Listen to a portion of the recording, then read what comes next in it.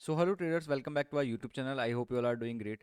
सो traders, अपन बात कर लेते हैं कि कल की बैंक निफ्टी के जो सिनेरियोज रह सकते हैं, क्या क्या प्रोबेबिलिटीज़ रह सकती है और कौन कौन से हाई प्रोबेबिलिटीज़ एरियाज रह सकते हैं जहाँ से आपको मूव देखने को मिल सकता है। तो उनके बारे में बात करेंगे अपन बैंक निफ्टी और निफ्टी का। तो मेक श्योर कि आप वीडियो को पूरा देखिए और इससे नॉलेज ले, और ये नॉलेज जाके आप मार्केट्स पे अप्लाई करें। तब जाके आपको थोड़ा बहुत कुछ देखने को मिलेगा, कुछ समझ में आएगा। तो वो चीज़ें आप अप्लाई कर पाओगे लाइव मार्केट में, और एक अच्छी कोशिश कर पाओगे ट्रेडर बनने की और प्राइस एक्शन को समझने की। तो अपन देखो, अभी स्टार्ट करते हैं कि देखो क्या क्या सिनेरियोज रह सकते हैं कल के। अब देखो, बैंक निफ्टी ने आज कुछ नहीं किया था गाइस। बैंक निफ्टी ओपन होता है, ओपन होने के बाद में क्या होता है कि ये है ना, ये कैंडल जो है ना, ये हाई है और ये लो है। तो ये लो को नहीं निकाल पाता, आके ये इसको निकाल देता है। और मल्टीपल जो अपनी सप्लाईज होती है, जैसे मान लो मार्केट नीचे जा रहा है, तो ये क्या कर रहा है कि मार्केट नीचे जा रहा है तो इसने क्या करा कि इसको ब्रेक कर दिया, इस सप्लाई को ब्रेक कर दिया, तो अब इसका मतलब क्या हो गया कि मार्केट अपन को एक सिग्नल दे चुका चेंज ऑफ करेक्टर के तौर पे कि मार्केट का जो मूड था वो नीचे जाने का था। ठीक है, मार्केट नीचे जा रहा था, बट अचानक से एक पॉइंट पे आके इसने सबको ब्रेक कर दिया और फिर यहाँ पे रिटेस्ट करके ये ऊपर जाने की कोशिश कर रहा है। तो वही सिनेरियो मार्केट ने कर चुका। अब मार्केट रिटेस्ट भी कर चुका। रिटेस्ट करने के बाद में ये अभी हाई को नहीं निकाल पाया। ठीक है। तो अभी देखो, अपन कल के एरियाज को मार्क कर लेते हैं। तो अपन कॉन्फ्लुएंसेस के टाइम फ्रेम, जो multiple Confluence of time frames होता है ना, उनके हिसाब से देखेंगे कि मल्टीपल टाइम फ्रेम्स क्या क्या कहना चाह रही है। तो देखो, अगर 4 आवर पे अगर अपन देखें, तो ओवरऑल ट्रेंड अगर अपन को जो समझ में आ रहा है, वो समझ में आ रहा है कि ओवरऑल जो ट्रेंड है ना अभी, वो नीचे का हो रखा है। मतलब सेल साइड का ट्रेंड हो रखा है कि मार्केट नीचे जाने की कोशिश कर रहा है। ठीक है, कोई दिक्कत नहीं है गाइज। अब यहाँ पे क्या है कि मार्केट नीचे जाने की कोशिश कर रहा है, बट यहाँ पे इसने मार्केट ने एक सप्लाई मानी। सप्लाई मानने के बाद में ये नीचे ओपन हुआ और यहाँ पे इनएफिशिएंसी का गैप रह गया मार्केट के अंदर। ठीक है, अब अपन इसको 4 आवर पे अपन ने देख लिया कि 4 आवर पे ओवरऑल ट्रेंड इसका डाउन चल रहा है। ठीक है, अब 15 मिनट पे अपन चल के देखते हैं। तो 15 मिनट पे अपन नोटिस करेंगे कि यहाँ से देखो, 15 मिनट पे एक तो देखो इंपॉर्टेंट डिमांड कहाँ पे है, जहाँ से मार्केट में अच्छा खासा मूव आया था। वो डिमांड ये है, तो आप इस वाले एरिया को मार्क कर सकते हो, अनमिटिगेटेड डिमांड है ये। ठीक है, अब क्या हो सकता है कि देखो, कल का सीन क्या हो सकता है कि दो तीन सिनेरियोज ही अपन को देखने को मिलते हैं मार्केट के अंदर, कि मार्केट यहाँ पे ओपन हो सकता है, ऊपर ओपन हो सकता है, नीचे ओपन हो सकता है। तो क्या हो सकता है, देखो आज जिस हिसाब से इसने रिजेक्शन लिया है यहाँ पे, इस इस सप्लाई पे रिजेक्शन लिया, इसको प्रॉपर इसने माना कि सप्लाई है ये। तो यहाँ पे सप्लाई पे रिजेक्शन ले लेके मार्केट नीचे की तरफ क्लोज हुआ। ठीक है, अब देखो क्या होता है कि अगर मान लो मार्केट है ना नीचे ओपन होता है इस एरिया के आसपास की, ठीक है, यहाँ पे गैप डाउन देता है ये, और इस एरिया के आसपास ओपन होता है, तो अपन को 1 मिनट की टाइम फ्रेम पे शिफ्ट करना है अपने आप को। ठीक है, अपनी टाइम फ्रेम्स को, क्योंकि अभी आपके दिमाग में क्या है कि यहाँ से एक ये एक्सट्रीम पॉइंट है जहाँ से 15 मिनट का स्ट्रक्चर पॉइंट फॉर्म होना स्टार्ट हुआ था। अगर यहाँ पे वन देखो, अपन को डायरेक्ट ट्रेड नहीं लेनी कि आप यहाँ पे जैसे एरिया पे ओपन हुआ तो आपने ट्रेड ले ली, नहीं, ये बिल्कुल भी नहीं करना। अपन को क्या करना है कि मार्केट जैसे यहाँ पे ओपन हुआ तो अपन को चेंज ऑफ करेक्टर का वेट करना है। चेंज ऑफ करेक्टर का मतलब क्या है कि मार्केट नीचे आया, फिर इसने एक स्ट्रक्चर पॉइंट बनाया, फिर लो बनाया, फिर आके दोबारा इसने इसको ब्रेक कर दिया और फिर रीटेस्ट पे अपन एंट्री ले लेंगे। तो ये जो अपना ये जो मूव होगा ना, ये चेंज करने वाला, इसको मतलब प्रीवियस मूव को चेंज करने वाला, इसको चेंज ऑफ करेक्टर मान के अपन यहाँ पे ट्रेड ले लेंगे ऊपर बाय साइड की तरफ की। ठीक है, और फिर ये जो एरियाज है ना गाइस, तो ये क्या हो जाएगा, लिक्विडिटी पूल हो जाएगा। मतलब बहुत सारे लोगों ने यहाँ पे सेल कर रखा है, तो मार्केट इनको कोशिश करेगा कि इनकी लिक्विडिटी ले।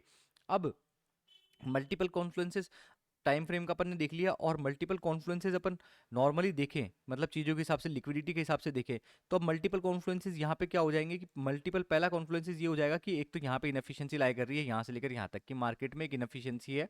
और इनएफिशिएंसी क्या होती है गाइस, इनएफिशिएंसी ये होती है कि जो मार्केट में गैप रह जाता है तो मार्केट उसको फिल करने की कोशिश करता है।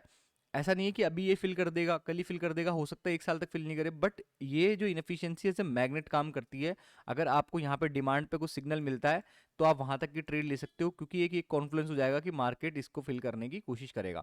ठीक है, तो ये अपन देख सकते हैं कि अगर मार्केट नीचे ओपन होता है तो। ठीक है, अब अगर क्या होता है कि मार्केट डायरेक्ट देखो ऊपर ओपन होता है समथिंग, यहाँ पे समथिंग ऊपर ओपन होता है, यहाँ पे ऊपर ओपन होने के बाद में क्या करेगा, जैसे मान लो कि नीचे आने की कोशिश करता है, इसी स्ट्रक्चर पे आने की कोशिश करता है, यहीं पे यहीं कहीं पे, तो फिर अपन को क्या होगा अगर यहाँ पे इस एरिया में भी अपन को कहीं पे देखो, ये एरिया भी एक इंपॉर्टेंट एरिया है। अब ये एरिया इंपॉर्टेंट एरिया क्यों बता रहा हूँ मैं, क्योंकि ये निफ्टी के हिसाब से मैं आपको बताऊंगा अभी। क्योंकि देखो अगर यहाँ पे भी अपन को चेंज ऑफ करेक्टर ऐसा देखने को मिलता है ना, जैसे ये यहाँ पे मिला, जैसे मैंने आपको नीचे बताया, तो अगर यहाँ पे भी अपन को चेंज ऑफ करेक्टर देखने को मिलता है कि मार्केट ऊपर ओपन होता है, ठीक है, मार्केट यहाँ से ओपन होकर यहाँ तक आता है, और यहाँ पे आने के बाद में मार्केट क्या करता है, अपन को चेंज ऑफ करेक्टर देता है। चेंज ऑफ करेक्टर देने के बाद में अपन क्या कर सकते हैं, यहाँ पे बाय साइड की ट्रेड ले सकते हैं, क्योंकि यहाँ पे भी क्या होगा, लिक्विडिटी पहला कॉन्फ्लुएंस क्या हो जाएगा, यहाँ पे जो फर्स्ट कॉन्फ्लुएंस हो जाएगा वो हो जाएगा अपनी लिक्विडिटी, मतलब यहाँ पे लोगों का पैसा फंसा हुआ है और लोगों ने बहुत सारे ने सेल करा है, तो मार्केट निकालने की कोशिश करेगा। और दूसरा कॉन्फ्लुएंस अपना क्या हो जाएगा, इनएफिशिएंसी, मतलब यहाँ पे मार्केट में इनएफिशिएंसी थी, फेयर वैल्यू गैप था, जिसको मार्केट भरने फिल करने की कोशिश करेगा, क्योंकि वहां पे लोगों को खरीद बेच का मौका नहीं मिला, ठीक है।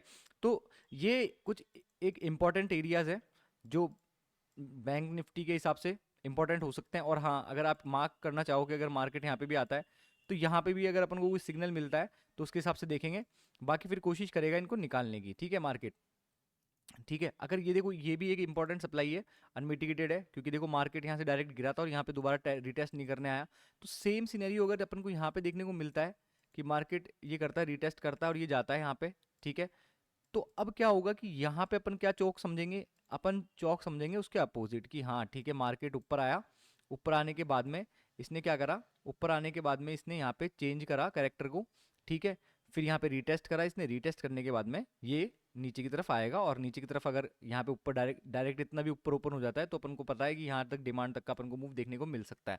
वो भी तब जब आपको सिग्नल मिले, एंट्री सिग्नल मिले। बिना एंट्री सिग्नल के कोई भी सेटअप काम नहीं करेगा, मैं आपको पहले ही बता रहा हूँ। तो एंट्री सिग्नल का इंतजार करना बहुत जरूरी है, ठीक है गाइस। तो ये बैंक निफ्टी के कुछ एक एरियाज हैं, तो आप कोशिश करेंगे इनको मार्क करके रखें, और कल जब भी आपको यहाँ पे समथिंग, यहाँ पे और यहाँ पे कुछ भी सिग्नल मिले, तो उसके हिसाब से अपन को ट्रेड करनी है। अब देखो निफ्टी की तरफ चलते हैं, अपन निफ्टी को डिस्कस करते हैं कि निफ्टी में क्या देखने को मिल सकता है। अब देखो निफ्टी का बहुत प्रॉपर एरिया लाया कर रहा है, निफ्टी ने बहुत प्रॉपर सेटअप बनाया है कल के हिसाब से।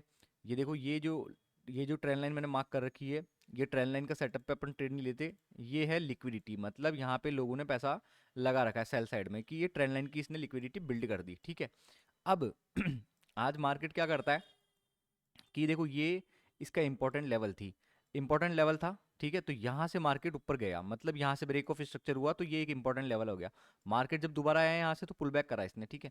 बट मार्केट फिर फॉर्मेशन करते हुए, ट्रेंड लाइन का लिक्विडिटी फॉर्मेशन करते हुए यहाँ तक आता है, बट इस लाइन को निकाल नहीं पाता। और इस लाइन को निकाले भी नहीं, जैसे देखो अभी मैंने change of character bank Nifty में बताया, तो वैसे आपको मैं यहाँ पे दिखाता हूँ कि चेंज ऑफ करेक्टर किसको कहते हैं।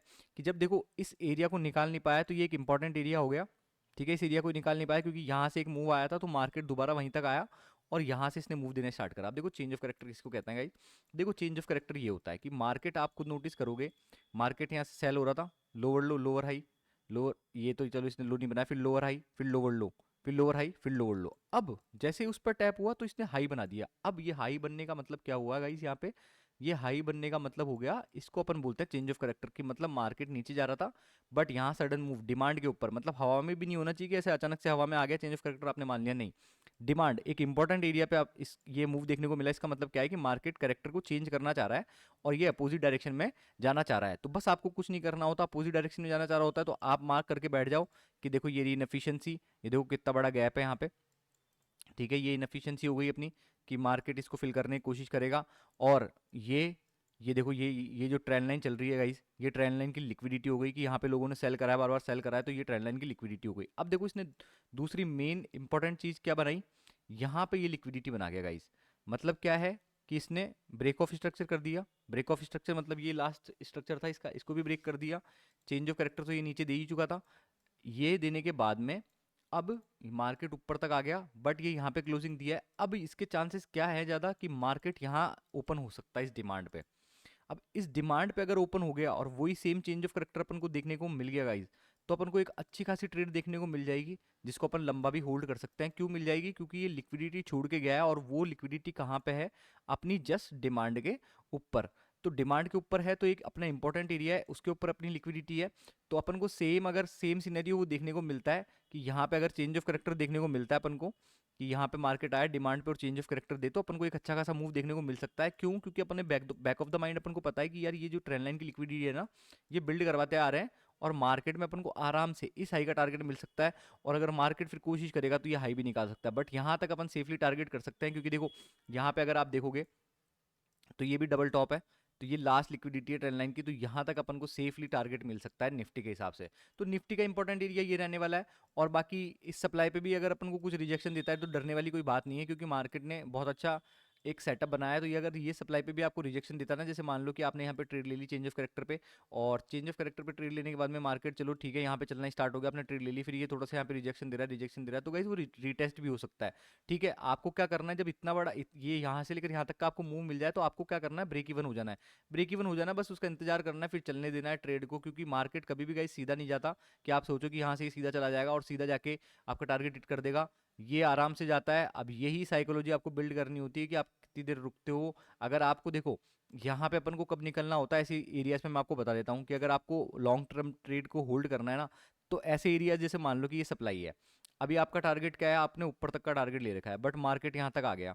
ठीक है, अब क्या करोगे, आप ट्रेलिंग स्टॉप लॉस करते जाओगे यहाँ पे ये, फिर इस स्ट्रक्चर पे। अब सोचो मार्केट ने हाई बनाया, फिर इस लो को निकाल दिया मार्केट ने, एक इंपॉर्टेंट लो था इसको निकाल दिया, फिर ये रिटेस्ट कर दिया, मतलब यहाँ पे चेंज ऑफ करेक्टर दे दिया।